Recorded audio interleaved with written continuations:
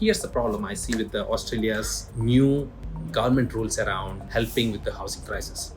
The answer to what they're changing sounds very logical because they're trying to push the investors away from established properties and make them build new houses. And the theory sounds extraordinary, right? If I can put it that way.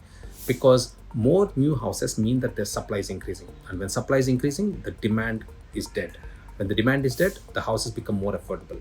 But I see a problem with this because cost of actually building a house is increasing dramatically. If you look into Google and just a Google search will tell you that Australia's building costs have gone up by about 65% in the last 8 years. Just during the pandemic, it has gone up by more than 23%. And those costs are simply never going back to what it was in 2018. I spent years as an engineer and engineering manager trying to understand all the projects which I was working on at that time. And I understand what happens when underlying costs are permanently moving from the baseline, which is what is happening right now, right? If it gets too expensive to build, the developers incorporate that into the cost of the land.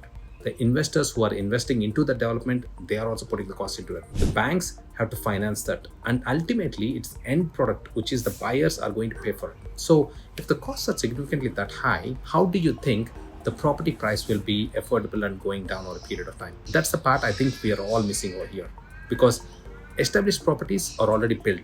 There is no cost of building on these kind of properties and they're already there. The question is how new builds can really deliver the affordability issue, because what we are trying to do here is all these new builds will cost more, which means that the average price is going to be even more higher. So tell me what you think.